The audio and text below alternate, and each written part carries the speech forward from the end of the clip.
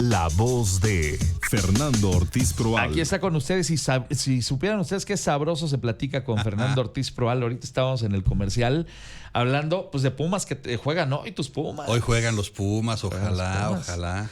Y ya obviamente estábamos hablando del Madrid, estábamos hablando del PSG. De tus Chivas ayer. De las Chivas ayer y el Pocho Guzmán. Pero bueno, hoy tan interesante como el terreno de los deportes, luego también se pone el terreno de la política. ¿Cómo ves las cosas hoy día? Así es, estimado Ángel, un placer estar aquí contigo. Pues ¿en qué iríamos? A ver, estaríamos ya como a la mitad del segundo tiempo. Ok. Tenemos como la mitad del segundo tiempo, Y ya ¿no? casi para que el director técnico haga los últimos cambios, porque si no, ya esto ya no funciona. Y en algunos casos yo que ya se les acabaron.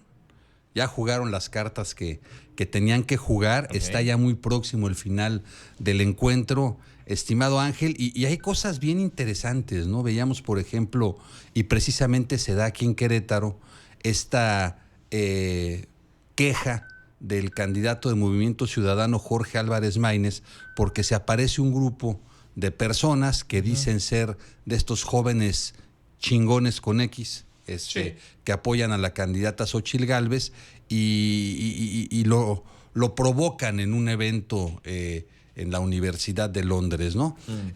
Por un lado, puede ser montaje, sí, ¿no? Pues en política se dan estas cosas, siempre dicen, aquí la pregunta es a quién le beneficia lo que pasó, claro. Y generalmente ahí encuentras a quien lo provocó, ¿no? Sí. Pero nadie lo ha desmentido. Entonces pareciera que sí hay un grupo de estos jóvenes en la campaña de Xóchitl Gálvez que me parece que mal aconsejados por cierta desesperación están cayendo en esta provocación que es muy negativa porque al final se han dicho de todo, pero en general van tranquilas las campañas en este país, ¿no? Entonces puede ser un elemento no que hemos encienda, visto ese escenario ¿no? apocalíptico que muchos habían mencionado tampoco. Ni apocalíptico, ni tampoco ha habido para lo calientes, perdóneseme la expresión, que se han puesto en algunos lugares las contiendas electorales. No ha habido desbordamientos todavía, ¿no? Esperemos que no los haya de aquí al 2 de junio. Entonces, empezar con estos acucar, como dicen por ahí las abuelitas, con estas provocaciones me parece que es delicado y me parece que la autoridad electoral debería ser firme en este aspecto, ¿no? Por otro lado, Ángel, vemos también que falta control en la campaña de Xóchitl Gálvez. ¿A qué me refiero? Que parece que los partidos van por un lado, parece que la candidata va por otro, parece que estos grupos o asociaciones de apoyo van por otro y creo que es importante en una campaña presidencial que al final la última voz la tenga, en este caso, la candidata, porque al final es la responsable de lo que pasa en la campaña. Claro. Muchas veces a toro pasado se quieren buscar culpas, pero yo he escuchado a candidatos serios que después de una derrota dicen la responsabilidad es del candidato. Claro. Así como la decisión de impugnar, La decisión de impugnar es del candidato y la responsabilidad política es del candidato, ¿no? Si algo no funcionaba, era su responsabilidad advertirlo y evitar que continuara. Si algo cambió en las circunstancias, era su responsabilidad preverlo y actuar en consecuencia. Sí. Al final, el capitán del barco es el candidato, ¿no? Entonces, por eso todo aterriza en última instancia en esa esfera de responsabilidad, ¿no? Lamentablemente, y sucede con frecuencia, con más de la que pareciera, normalmente en los equipos políticos, sobre todo cuando se van adhiriendo otras fuerzas al interior de un mismo partido, a lo mejor en una interna iban unos por el candidato 1, otros por la candidata 2 y otro por el candidato 3. Cuando gana uno de ellos, los otros equipos políticos buscan cómo subirse al barco.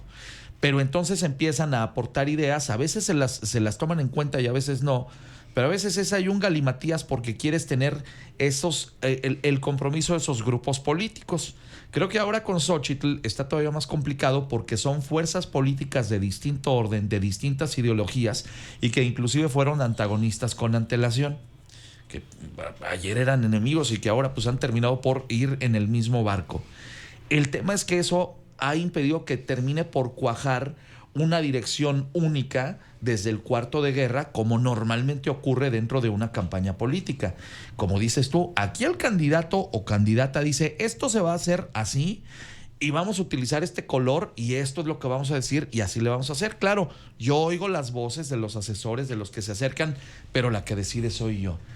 Hay tanta preponderancia de los grupos políticos que me parece que no ha terminado por cuajar esa dirección única y omnipresente desde el lado de la voz de la candidata. Así es, estimado Ángel.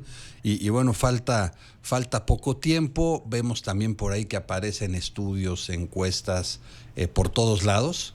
Es curioso porque, y aquí lo hemos platicado, ¿no? Las encuestas parece que pasaron de ser una herramienta de medición a un instrumento de promoción. Claro. Sin embargo, por ahí un analista, Rodrigo de León, que es como el gurú político del IPADE, el otro día en una conferencia que dio aquí en Querétaro, que tuvimos la oportunidad de asistir, nos invitaron. Y la verdad es que muy interesante la persona, la investigación que hace y cómo plantea la información, pero decía algo que me llamó la atención y que coincido plenamente.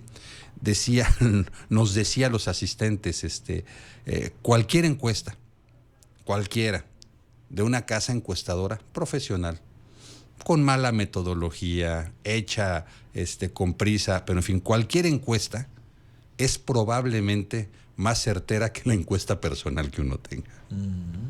Ok, sí. ¿No? O sea, porque luego es que yo le pregunté a mi primo y Sí, ya la me teoría dijo. del compadre, y ¿no? el otro día me fui en el taxi y le pregunté y me dijo. Y el otro día me fui a echar unos tacos y le pregunté y me dijo. Y entonces yo hago mi encuesta personal, Sí, claro, y saco una conclusión y me convenzo de ella, ¿no?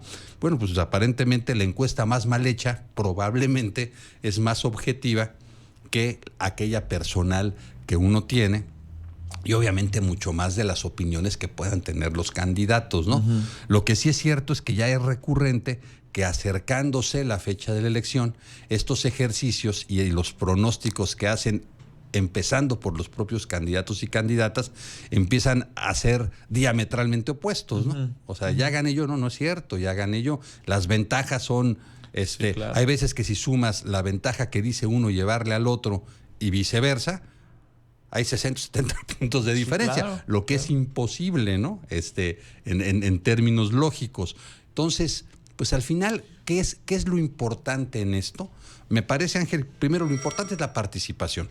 Y la participación no creo que tenga que ver con que gane alguien más o menos porque participe más o más gente. Uh-huh. A mí me parece, y la historia de los números de las elecciones en este país lo acredita, que al final ese universo de indecisos termina repartiéndose, y lo hemos platicado aquí, de manera muy similar, sí, a cómo se dividió la elección con los votos duros o decididos, ¿no?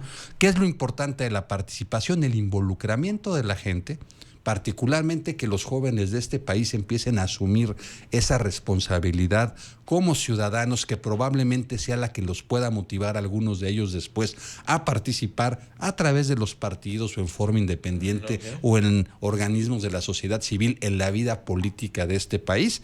Y mientras más gente participemos, es más sana la democracia en México y en cualquier otra parte del mundo. Eso es lo valioso de la participación, no para que gane tal o cual, o que gane por más o que gane por menos, uh-huh, o para que el Congreso quede integrado de tal o cual manera. Hay que participar para generar cultura política, porque la cultura política al final es el resorte que lleva a los ciudadanos a querer entrarle a la política, y lo que nos urge en la política son mejores políticos, mejores seres humanos en el ejercicio de la política, independientemente de las ideologías y de las filiaciones partidistas que puedan tener, que todas son válidas, estimado Ángel. Y que simple y sencillamente, mi estimado Fernando, pues el hecho de que como ciudadanos participemos dentro de la política nos permite incidir sobre esas decisiones que van a afectar nuestro futuro y el de nuestras familias a mediano y largo plazo. ¿Qué queremos para nuestra vida propia, para nuestra familia, para nuestra comunidad, para nuestra nación? Con base en eso es que tenemos que tomar las decisiones. Así es. Y segundo, el cheque en blanco. Y lo hemos platicado aquí, Ángel, entender que nuestro sistema político desde hace muchísimas décadas se construyó, se ha mantenido e incluso se ha fortalecido bajo esa doctrina del cheque en blanco. El que gana la presidencia en este país tiene un cheque en blanco para un montón de cosas, por mandato constitucional, por disposición de las leyes y hasta por usos y costumbres. Ejemplo, los libros de texto. A mí no me gustan los libros de texto. Bueno, pues ¿qué creen? Que es atribución del presidente de la República a través de la Secretaría de Educación Pública, donde él nombra a quien se le pega la gana siempre y cuando cumpla los requisitos establecidos para ocupar el cargo, ¿no? La línea ideológica, si lo quieren ver así, o el método a través del cual se plantean los libros. Corresponderá siempre a quien está sentado en esa silla. Eso es lo que vamos a votar el 2 de junio. En eso es en lo que hay que reflexionar justamente.